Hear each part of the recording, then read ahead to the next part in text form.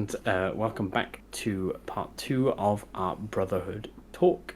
If you haven't checked out part 1 yet, check out the link right here. Go have a look at that. It's a really good video. So, not going to hold you up too long. So we're going to jump straight in to talking about the rounds and how we got on, and then at the end we'll talk about sort of what we finished. So, round 1, Team Lit, we played against Bruce Hammer. We were kind of really excited when we got the first matchup drawn, because Bruce Hammer are really lovely guys. So we did our pairings into them. We were quietly confident going into that round, because we just felt like our lists were maybe slightly higher caliber in general to what they had, but we were excited, and we also sort of certainly knew that they'd gone out on the Friday night and had a wonderful night. But then you could tell in the morning that they'd had a great night, which is really good to see. So we had a lovely game against them. The pairings went really well. We did exceptionally well into them. I played against Gits, and my ability to 4+ stop command abilities is super strong into Gits, because it means that they don't get things like Inspiring Presence and Rally, which is kind of what their list is built around. So that really hurt them. And then eventually, so I won my game 20-0, and then we felt very confident in the other pairings we had. And Quin, do you want to talk a little bit about your matchup? Yes, I played the wonderful Craig Baton, who was running Feck. We joked about it beforehand that if we were gonna play each other, something must have either gone terribly wrong in the pairings process for them, or something went really well for us. Either way, I had a wonderful time. The game didn't necessarily go as expected, because I couldn't roll my Gaze of Sigmar. Out of a lot of important rolls on there, I rolled a lot of 3s. But in the end, I did manage to win by a little bit of a smaller margin, but still, we had a wonderful time playing. Phil, how did your round 1 go then? So, we as a team jokingly said we had a bye round 1, despite still having to turn up to come and play. We got Team Stupid Sexy, so our matrix couldn't really have been any greener into these guys, and we absolutely dominated the pairings process, and it was a pretty straightforward round for us. So we ended up getting 5 out of 6 greens in our pairings with 1 amber, and we ended up capping the round with 110 versus 10 points. So pretty devastating win. I won't go into too much detail in my game. It was pretty straightforward. It was against a all-rounders Skaven list that didn't really focus on any one thing. Rich was an absolutely lovely opponent, and I got to showcase to him brand new Feck, as that's the army that he is starting next. So I feel like it's super beneficial for him to see it out in the wild. Our round 2, on paper it felt like pretty different. We ended up playing against their finest hour, which are commonly known as the GW guys. So they had one list that basically all of us were scared of, and no surprises what that is Cities of Sigmar. So this is 30 Fusiliers, double Steam Tank Commander, Warforger, Battle Mage. We anticipated that they would look to attack with this, so we used myself to defend on Towers of Tundra. So this scenario is 2 objectives, and then see if you can control your Wizard's Tower at the end of the game for a potential 4-point swing. Like surprising, they attacked in with Cities of Sigmar and Sons of Behemoth. Sons are a big green for my Feck list, but we decided we were going to remove cities out of the pairings as quickly as possible to obtain better matchups down the line. A bit of a surprise, he gave me first turn in towers, which usually isn't the best of ideas, because it's a great opportunity for me to go up on the points. So I decided I was going to walk over 20 ghouls onto one objective, and the rest of my army towards the other objective, meaning I got hold one, hold both, tactic. From there on in, he had to take off 160 wounds worth of models from one objective where I've stacked +2 to my save with Ushiran. He ended up doubling me, but I managed to stop the mortal wound spell, which was pretty important. And I then managed to get the double back, where I used the Morbeg Knight's ability to turn off Unleash Hell, which meant I could fly into all the Fusiliers, tag the steam tanks, take 0 damage, and then look to lift. So, yeah. Got Hoarfrost off on the Beast Slayers, rent free, no more Fusiliers, handshake, perfect game. The matchup was a red on paper, ended up getting a 19-1 out of it, and as a team, we ended up again capping and getting 103 plays 17 in this round. How did your round 2 go, guys? So it went didn't go quite as good as your round did. So we didn't cap round 1. We only got 84 points, and the cap is 90. So anything above that you would cap, which we didn't. So round 2 we played Of Dice and Men. Now this is a pretty solid team who have players who have they've done they're good players. We weren't like sort of super ready for them, to be honest with you. And this round we have 3 shooting lists in our team, and there are this is the one with Frigid Zephyr, so 2 of us have to play Frigid Zephyr, which means we have to have 2 attackers on Frigid Zephyr, which kind of sucks for us. This is by far our worst round in terms of pairings. It was very difficult for us, and we knew that someone was going to get bust. One of the shooting armies was going to have to get bust, basically. So we were slightly less confident going into this round, but we did okay. I played against the Stormcast Vexilla list, so I had 5 banners against my cities list, which I did initially think was a red, but it's less of a red than something like Quin's list, because the banners are once per game and they're a fixed range, so they have to be using the hero phase, so they can't come down and do it, they have to do it. So it means that I can control what they hit effectively, because he was less drops than me. So I can control what he's going to be able to hit, and I can sort of mitigate it. So I gave him the ability to... So I deployed my Fusiliers on the line, which is weird, but I did. And because I wanted to bait him into trying to go for them, he did. He took it. It was definitely the right play from him. He did do a lot of damage, but there's not that much he can do because of things like return fire. So if he shoots me, I can shoot him before he can do anything. And obviously all the Fusiliers he killed he did kill a lot of Fusiliers. But then obviously I have my recursion is so good that they just come back anyway. And then, I didn't double him, but I did kill a lot. And then effectively it was just a game of just chasing him down and just killing him, because there's not that much in that list. I ended up with a 19-1 because I couldn't stop his Grand Strat, because it was keep his general alive and he had Mirror Shield. So I'm a shooting army, so... Not a lot I could do about that one. But yeah, so that's how my game went. We were confident. We had a few games that sort of went sort of not the way we thought. We had a few matchups that kind of swung. Quin's one was an interesting one. Yeah. You want to talk a little bit about that, Quin? Remember when Math said that one of the shooting armies had to get put on Frigid Zephyr to get bust? That was me and my Knight Judicators.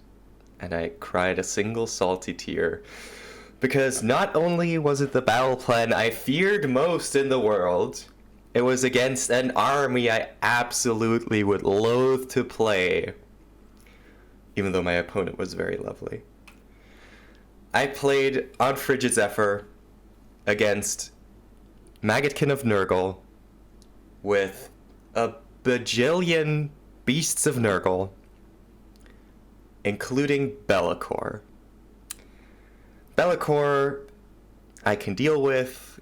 Beast of Nurgle I can deal with. Frigid Zephyr, not so much. Everything in combination made me believe that I would go into this matchup losing. But I gathered my resolve a little bit, and I decided to just go for it anyways. I outdropped him, gave him first, he jumped on all of the objectives, and then it was Gaze of Sigmar time. I dropped all of my Knight Judicators, and the Gaze of Sigmar did nothing. Again, I didn't manage to roll as many 4-ups as I would have liked, but in the end, after round 1, the important roll-off came for the Squall to lift, and lift it did. Fortunately for me. Unfortunately, though, I did lose the roll-off for the round. If I had taken it, I probably would have done a bit better, but since he won the roll-off, it was then a grind fest of scampering to grab objectives, get points, etc., etc. And since I scored 5 battle tactics and he only scored 4, we came to a deadlock at the end, and I managed to pull out a minor victory according to battle tactics. So that was an 11-9 for me. Big shout out to James. He played that game wonderfully. And I don't think I've ever sweat so much during a Warhammer game in my life. Yeah. But we weren't expecting that. And because of those points, we ended up getting 56, which meant we lost a round, but only by 4 points, which was quite Yes. good. Yeah. So how did your round 3 go then, guys? So round 3 then. So round 3 we played Legio 9, who are a lovely team, really really cool guys. So this pairing went a little bit better. We were sort of a little bit annoyed that we'd lost, just because we felt like we probably shouldn't have done, in terms of like the list composition that we had and how some of them some people weren't too happy with how they performed individually. So we kind of went into this with okay, we need to sort of turn on a little bit in this game. So we went into a little bit more intensity. We paired quite well. I got to play against Quin, which is quite a nice matchup for me. Most of my practice games are against a guy called Toby from Team Germany, who is maybe he is one of the best Quin players in the world, maybe the best Quin player in the world. And I practice against him pretty regularly, so I'm pretty confident to Quin. And yeah, with my cities list, it's kind of rough for them because I can delete them from miles away. And counter charge means, like I say, I counter things like the Murderlust and stuff like this. So it's quite good for me. His list also didn't have Bloodbind or the Killer Instinct, which is the hero of his move, which means that there's not really any threat for my Fusiliers, which makes it very difficult from a winning perspective anyway. And he played it really well. We had a lovely game, but eventually it just came down to the fact that I have way more output than you can ever have. So it was a 20-0 in the end,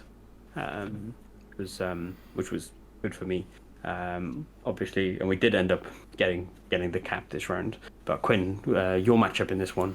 Yeah, I got the honor of playing against Dave with a Skaven, lovely chap. Had a wonderful game. Even though it did end up being a 20-0, I took off nigh all of his heroes turn 1, except for a Warbringer and I think Lord Screech. Every other Skaven hero didn't even scuttle away, they just perished under the gaze of Sigmar. I did manage to roll a 4-up that time. And in the end, since I took first turn, he then decided he would try to gain back as many points as he could. Dropped a unit of 10 Plague Sensor Bearers in my backline, which I had left open as a bait to Thunderbolt volley him out of it should I get the turn back. And he didn't manage to make a single charge. And after that, we basically just said we'll roll off, and if I win, it would practically be a shake of hands.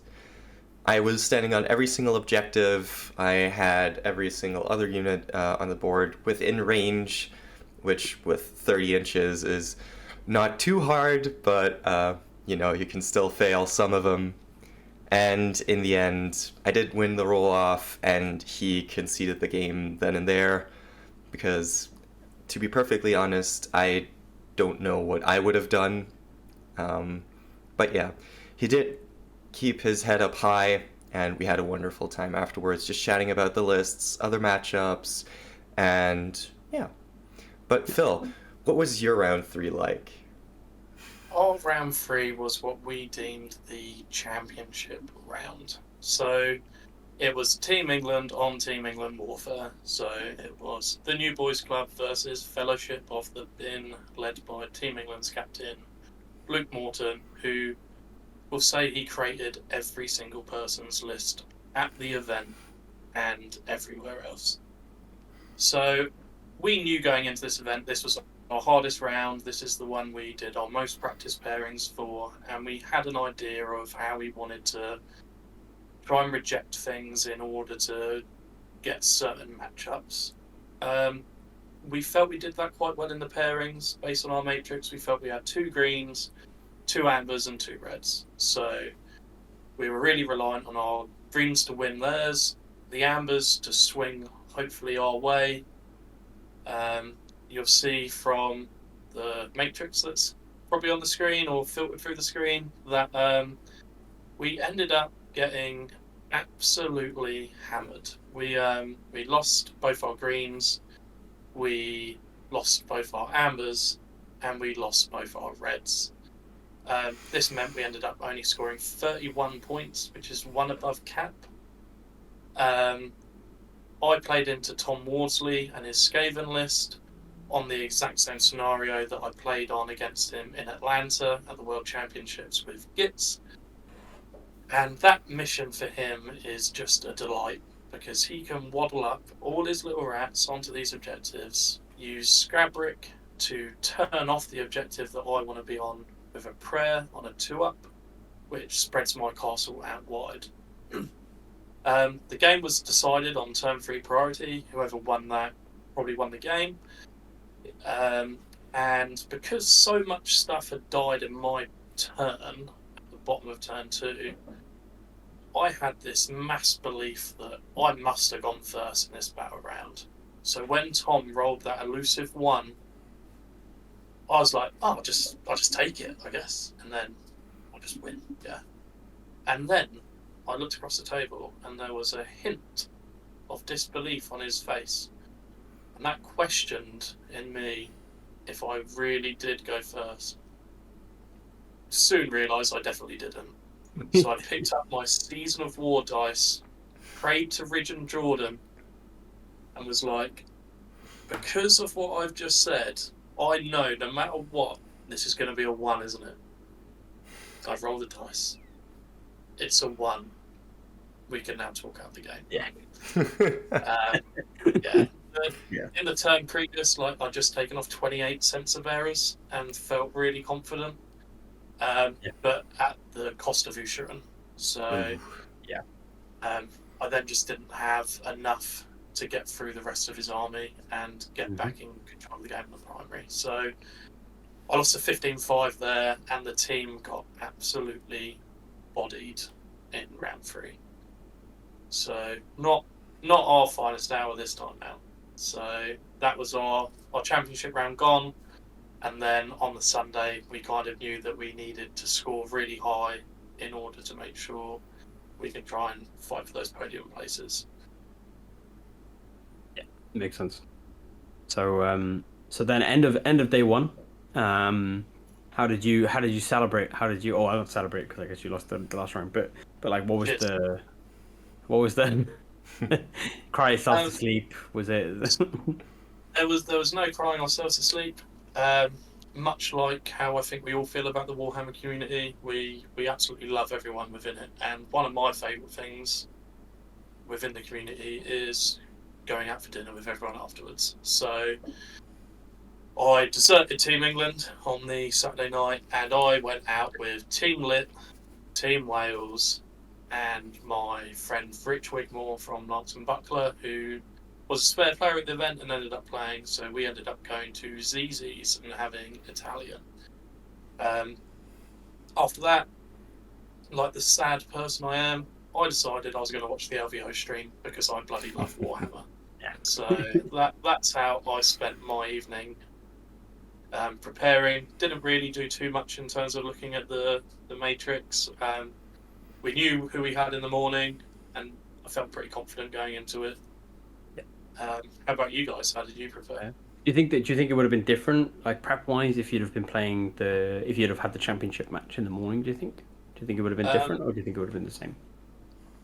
I probably wouldn't have watched round 3 of LVO. I probably would have stopped at round. Yeah. I mean, round 5. I would have stopped at round 4 and just watched that one. But other than that, not really. Like, we've done all the prep in the lead up to the event. As long as I get 6 hours of sleep, I'm pretty good to go. Yeah, that makes sense. Yeah, so we went to Zizi's as well. We had a lovely dinner. It was really, really nice. Mm-hmm. And then we did a bit of then we did a classic Saturday night in Cardiff, which is that we went to Spoons for a bit. And at least, our whole team went to Spoons. So the whole team, and then a bunch of other guys from Wales and sort of and loads of different people came with us, to be fair. And then we went to Metro's, which is an absolutely cursed place in Cardiff, which is Lovely carpet. Lovely carpet that you stick to. But yeah, we had a bit of a time there, and then we went off we stayed there for a while, and then we went to a different club that I don't know the name of because I don't know. I was in Metros, and then I was in a rave place. So we had a good night out. And then I think I got back to where I was staying at about 5:30 in the morning, which is always good fun. So over half our team were also on this night out, which was always fun. And then we got back at 5:30, ready for day 2. Everyone bar me. I did feel a little bit sick after heading to ZZ's, so I went back to the hotel we were staying at. Also, I had a huge travel across Europe journey behind me the day before then, so I was just beat and tired and feeling slightly unwell, so I immediately head back to the hotel. Got a lovely 9 hours of sleep. Can you believe it? No. I don't know what that looks like. I have no concept of time and or a healthy sleep schedule. Thank you. So with that 9 hours of sleep, who did you guys end up getting round 4? So round 4, we played against Team FAC, which are a team we've played before. We know the FAC guys quite well. And they're really good. Every team tournament we go to, we seem to play against FAC in some capacity. So this one was interesting because they have some very skewed lists, FAC do. So they have a list that has like 120 zombies. They have like those style of lists. And then effectively in the pairings, we looked at it and we realized that we needed somebody to play the zombies list. Now, zombies historically have been a problem damage-wise because you need to have an army with massive output to do it. Fortunately, cities is that army, so we managed to get 2 very big greens early doors. We managed to get Adam with his feck into Gargants, and we managed to get me into Soulblight on Power Flux, which is 2 kind of big greens. Adam's is a really, really big green. Adam should 20 that 9 times out of 10. And then mine is like it's like a 15-5, and then for every per hour win it goes up by 1. It's kind of how it works. Because they just can't survive the output. So I had a really, really good game against Seb. We had a fantastic time. But in the end, to be honest, it was just a case of the sheer output just took out the zombies and the direwolves and everything in between. So I ended up winning 17-3 in that matchup. Then Quin, you had another fun one. Yes, I did. I played Michael with his Beasts of Chaos, an army that I personally play as well, and I play a lot. So I basically knew what my expectation would be going into it. And to be perfectly honest, I was not necessarily not really confident, but I knew I had to outfox him somehow. Because for those of you that have watched our first video, you know that Knight Judicators are auto-included, or auto-include a unit of Griffhounds, which have a fun little ability that lets me shoot at you if you drop out of reserve, or if you're a summoned unit and you drop within a certain range of the Griffhounds, I can basically shoot at you for free. And I knew that that was something that my opponent was aware of, and that he would certainly deploy or null deploy and react in that specific way. So when it came to building the castle, I was gonna set up and hide in. I made the choice of leaving Ionis way out of the castle as a sort of bait for my opponent to take. I knew that 30 Ungor Raiders would be shooting at him twice at least, so I was pretty confident he was going to survive.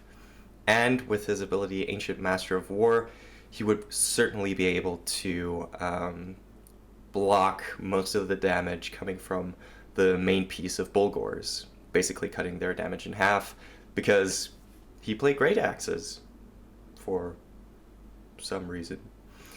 Yeah, pretty cool. But then again, I did roll abysmally on Ionis' saves in the movement phase, meaning he lost 8 wounds in the movement phase alone, which is a big yikes considering he has a 3-up saves and Ungor Raiders don't have any rend. But yeah, I did end up losing Ionis turn 1, but in return I was able to shoot off most of his army and deploy my general in a way where he couldn't get him with any of the Rituals of Ruin, which I was always cautious of since he had Summer Heroes still in reserve. And yeah, pretty much that game then came down again to him chasing points and me denying them wherever I could. For example, taking off his single model units to deny the battle tactic where he has to get 2 separate units on a piece of terrain and stuff like that. And in the end, it was still a pretty decided win for me. Cool, yeah. So what was the score in your game again? It was in the final? It was Quin? What was the score? Oh, the score was like 24-19, meaning 14-6, I believe. So close win, nice, yeah. And we ended up getting 79 points in total in that round. Which is pretty close to cap, actually. It's not far away. What about you, Phil? How did your morning go? So we had the Black Sun, or England C team. So these guys are a team compiled of current and ex-England players. One of them, Laurie Huggett Wild, who is a clubmate of mine, and Steve Curtis, who I have quite great admiration for in the way in which he conducts himself and plays Warhammer. He was doing the pairings, so we were pretty confident going into our pairings.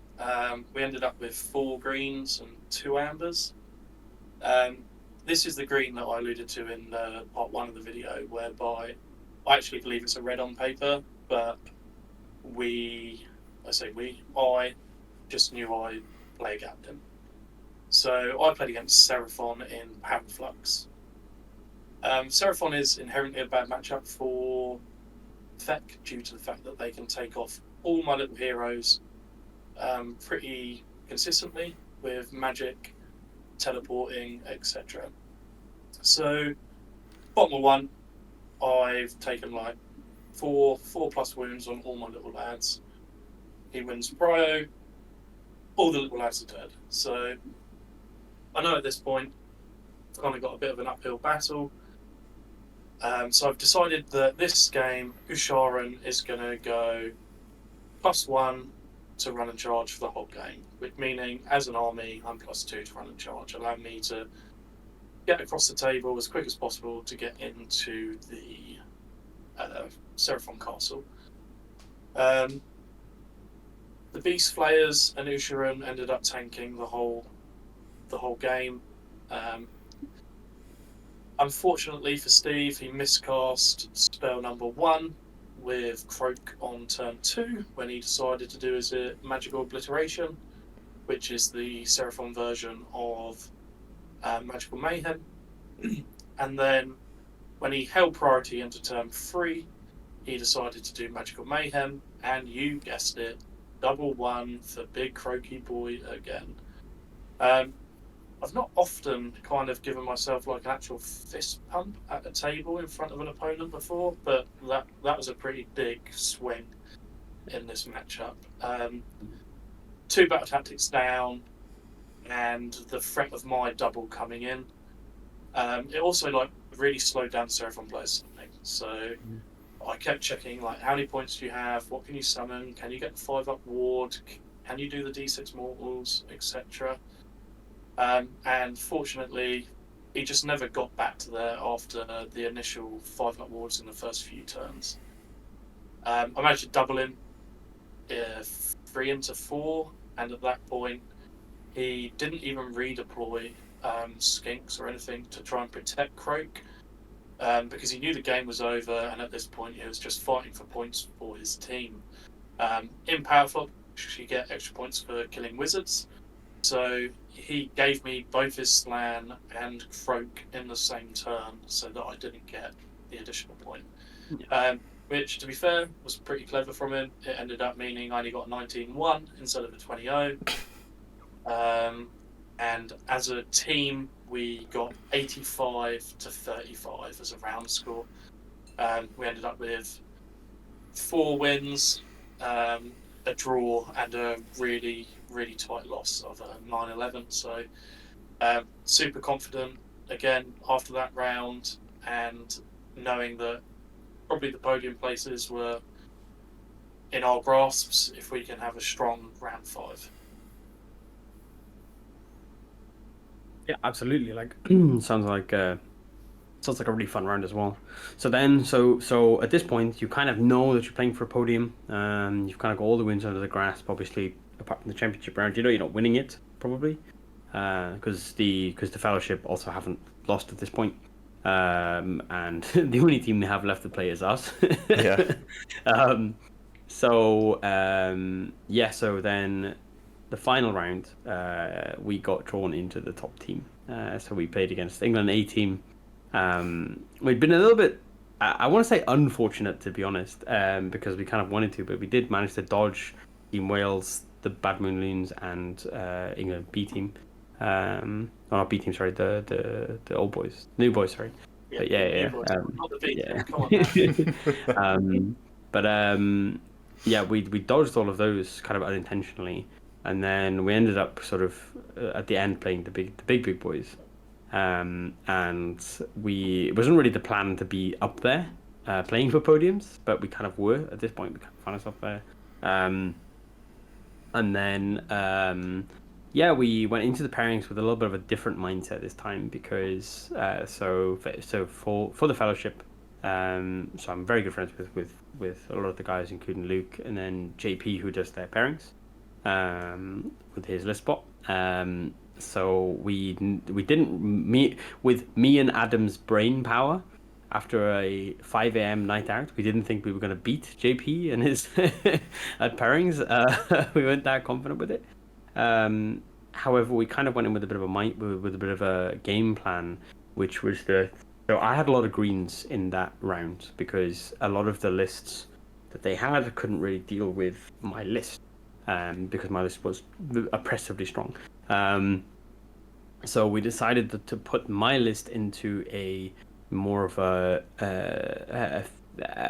want to call it like more of an amber, basically. But it's an amber where one side should probably win a little bit bigger, and then based on priority rolls, and then we wanted to try and get one of our other team members into a big win and prioritize that, so that it was basically trying to avoid the cap, effectively, to try and get as many points, because no one had scored more than, I believe you were the highest apart from us. You were the highest, 31 points. I think the Black Skunk got 34 out of them. Oh, the Black Skunk got 34. So our aim was to try and beat that effectively, because just from a realistic perspective, because we just figured, like you've talked about player gapping before, we just figured that we'd get that basically. So we went in, and then we managed to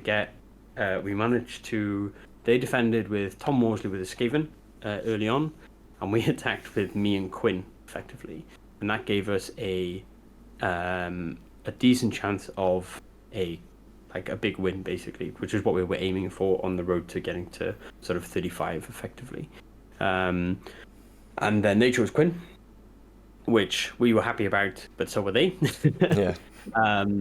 And then we ended up doing all the other pairings, and we managed to get a lot of okay matchups for what we were trying to do. So we had a lot of losses, but we had a lot of losses where we were convinced we could probably get 3 or 4 points out of all of them, which across the team was like the aim.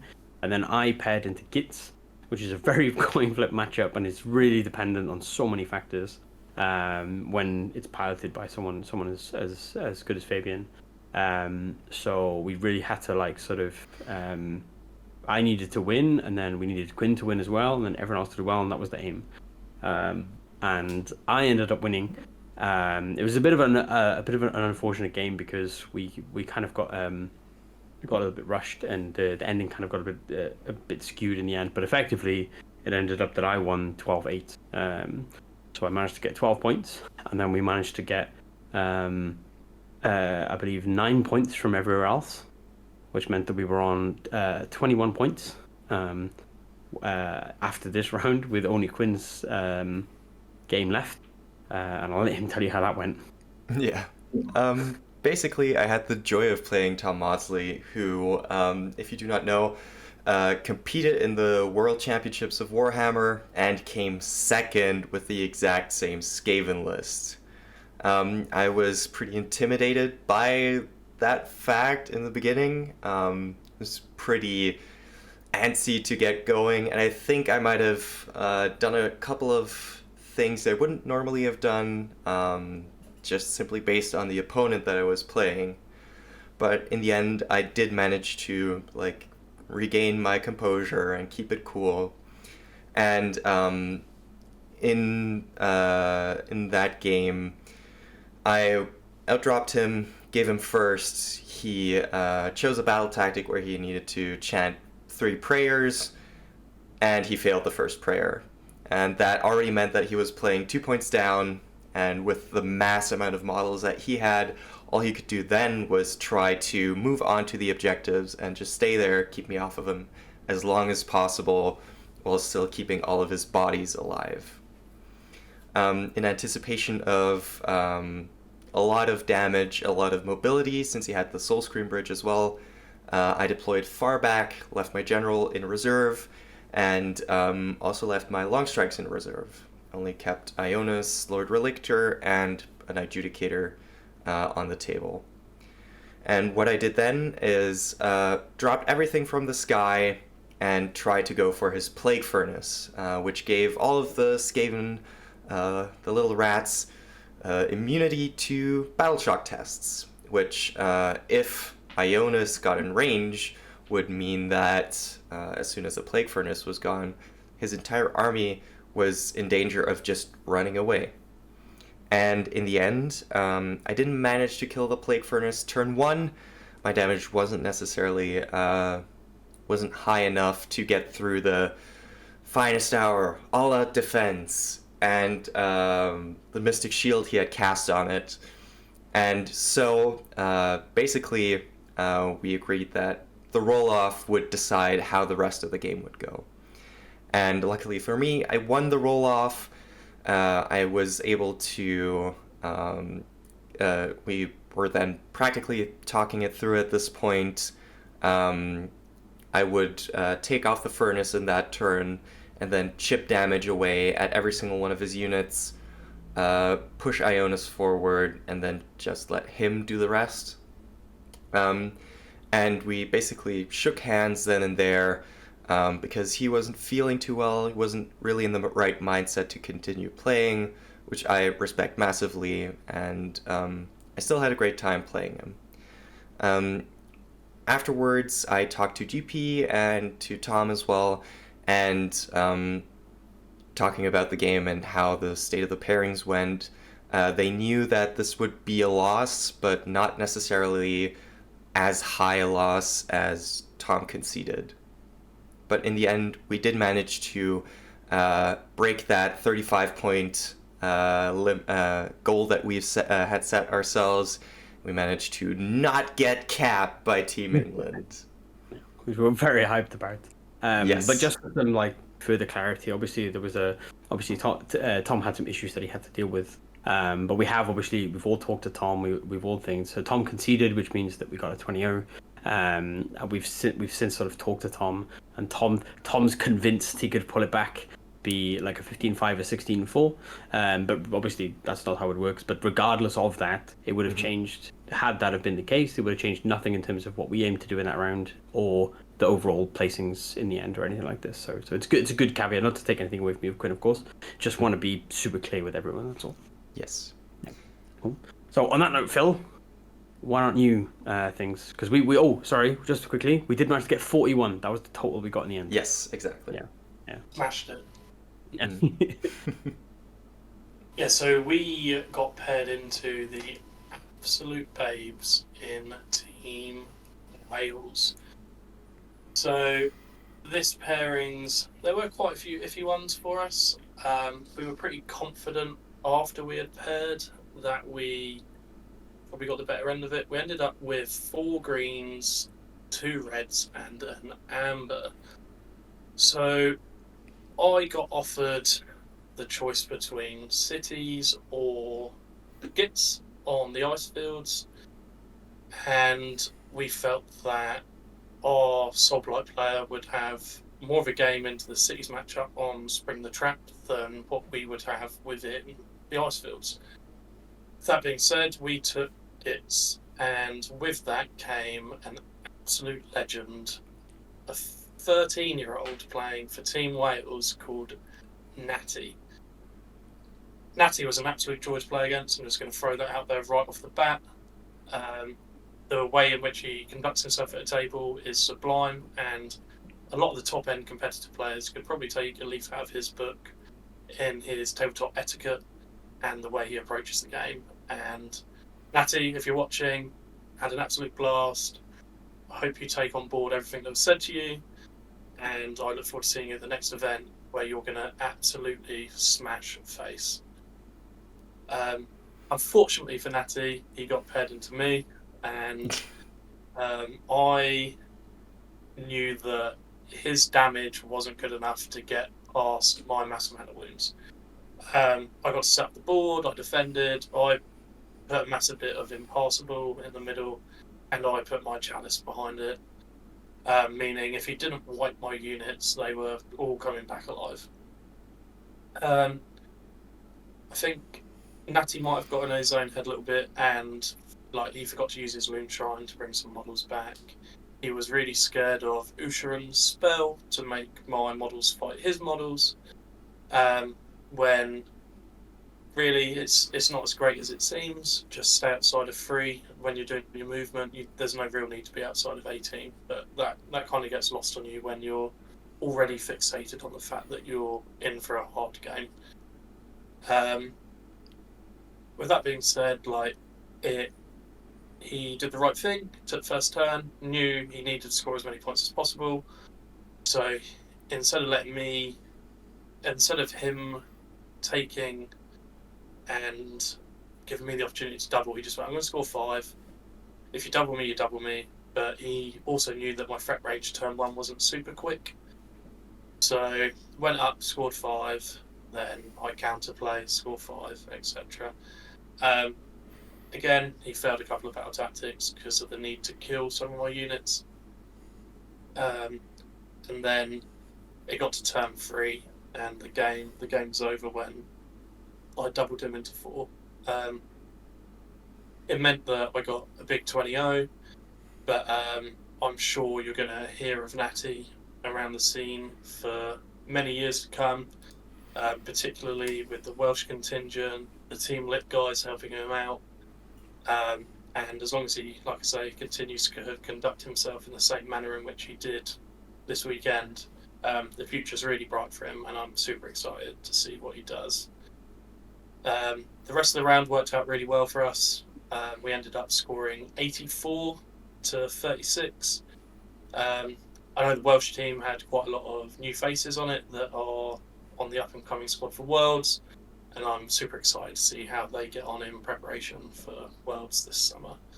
So yeah, that was our round 5, and bar the England mirror, we effectively capped every round, which is really great. The other caveat that I just want to throw out there for those competitive people watching: last year at Brotherhood, there was a real sense of what were the meta picks going into the event, and both England teams last year took 4 identical lists. This year, we took 12 separate factions, so there's no duplication across the England teams, which shows, in my opinion, what good a state of the meta the game is in, for all things competitive. So the fact that we felt super confident with 6 factions and they felt super confident with 6, it's really enlightening for the rest of the community and Age of Sigmar as a whole, that there's such diversity on the scene in terms of what's good at the moment. And I think then not- again, not- go ahead. I was just going to say, and not only did you sort of think that, but you also kind of proved it as well, which is an important distinction, right? Yeah. And something that I think is also important to mention, most of the lists that you guys took weren't really something you would see in a singles tournament, something you would consider a meta pick.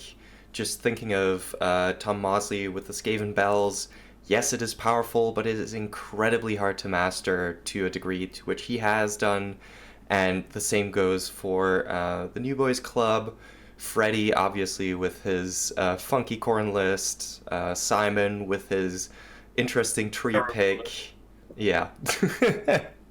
I didn't want to say it, but yeah, you can just tell that the involvement in the game is there, that the meta is so healthy that you can take units you would normally see on the table, something you would consider ultra powerful. Yeah, it just shows that the game is in a really good state at the minute. Yeah, absolutely. Couldn't agree more. I mean, there are so many options. If you look across the variety of lists across the top 5 teams, it's kind of insane, really, compared to where we've been in the past. So 100% agree. Do we want to talk a little about how it ended up? I was just about to say, speaking of top 5. Yeah. Something go on, I think Quin. is important for us as Team Lit members to really mention is that last year we came 4th, but won Best Sports at the event, and I was there for the first time. It was one of my first events in the UK, and I had a blast. So going into this year's Brotherhood, Adam basically messaged and said, yeah, the goal is top 5, top 8, similar to last year, and obviously Best Sports. And I can wholeheartedly say that we all had a blast in our games, and I think we all embodied the spirit of Lit to a degree which has never been seen before, where we had such a good time just playing our opponents, having a bit of healthy banter, and really, really enjoying ourselves. Yeah, it was really good. It was a really, really good event. We had a great time. The Lit guys were fantastic. The Wheels guys were fantastic. The England guys were fantastic. And everyone else was just fantastic. There wasn't really any hint at any kind of negativity at all in the event, which was really, really nice. So yeah, it was fantastic. One of the events I feel that has the best community vibe, in the sense that this event is always sold out. You can, unless a team drops from this event, you can't get a ticket.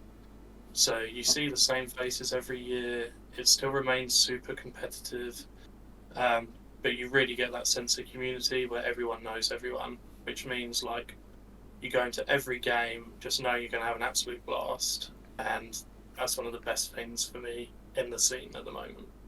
It's one of the reasons I prioritized going to it, because it's just so good. Because obviously for me it's been a bit more of an effort to get over there now, but it's just so good because you get everyone, right? You get every group that usually fields a team in these kind of events, fields one, and it just means you see all the faces that you would see maybe 10 of in a tournament, you see like all 50 of them together. And you get crossovers that like it's like endgame. It's like the especially at the zip now because everyone seems to stay at the zip. So the night on the Friday night is like 100 Warhammer players in the lobby of the zip. It really feels like the vibe you want from sort of the community of AOS.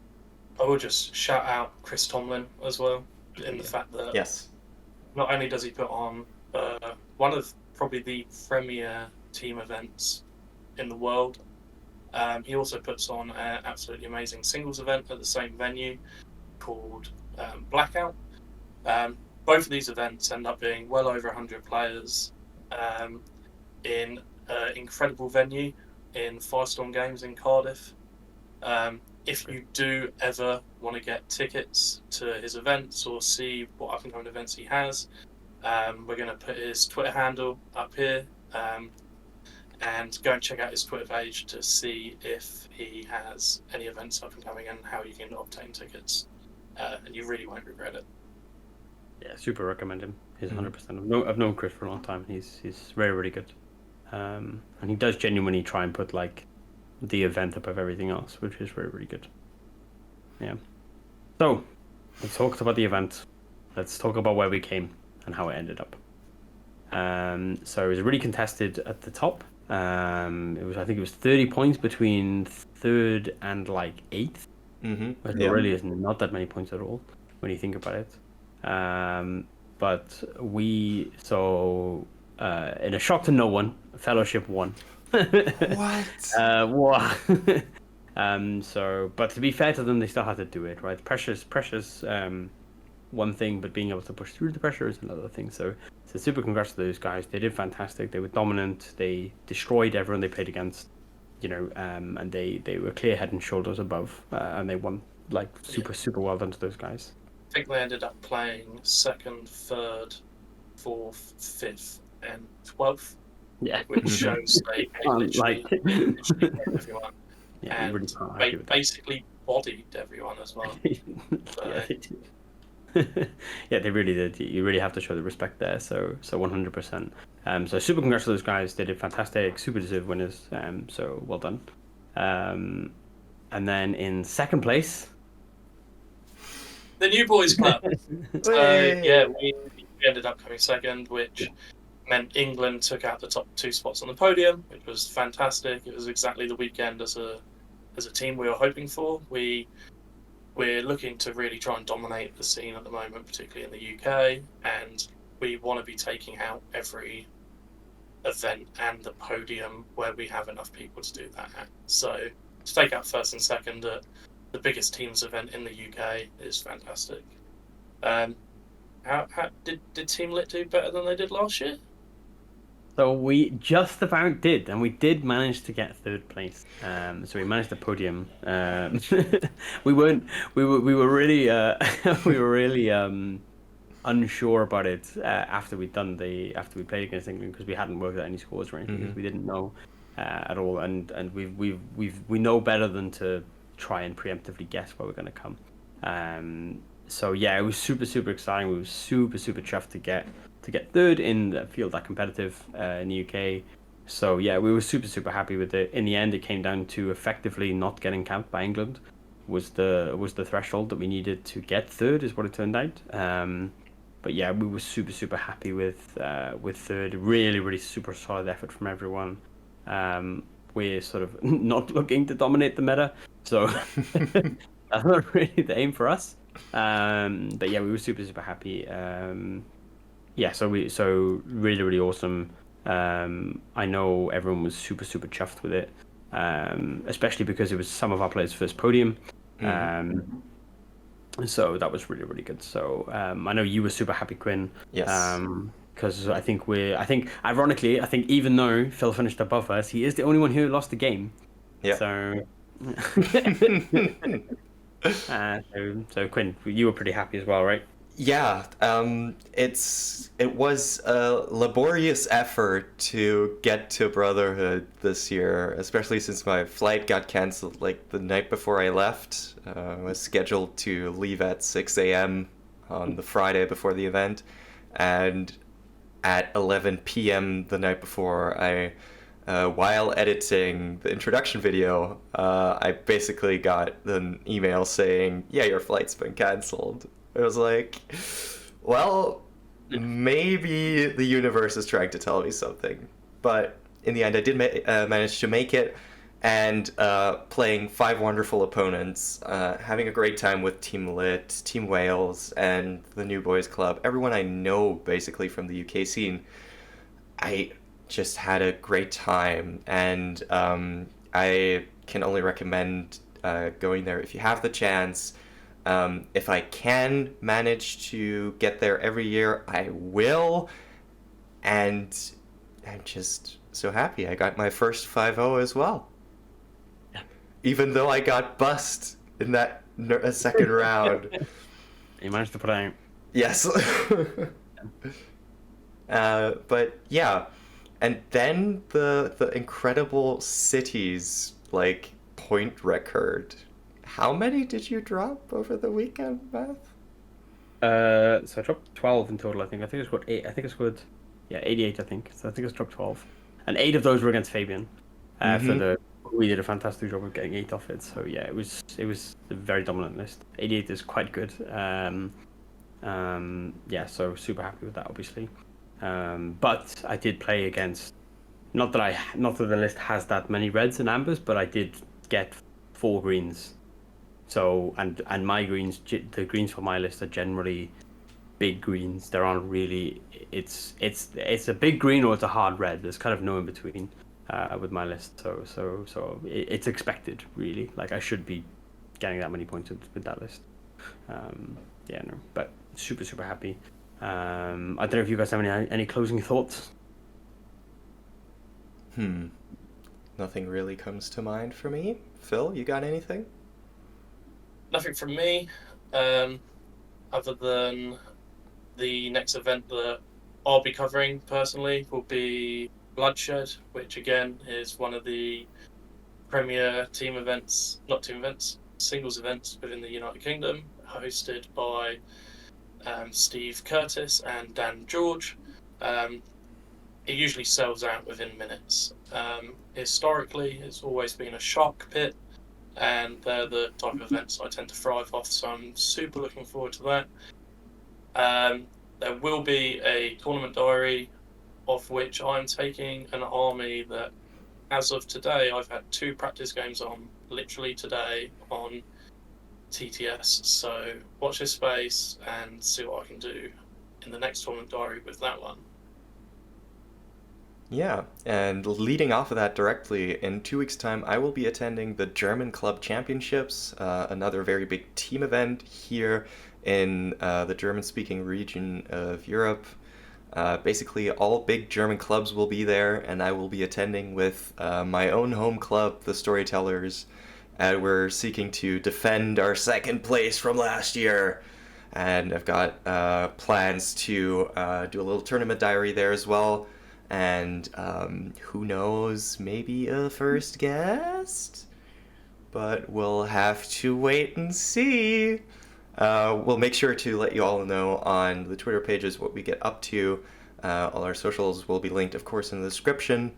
If you have anything you want to ask us, use the comment section. Like, comment, subscribe, all that sort of jazz. You can message us on Twitter to ask questions.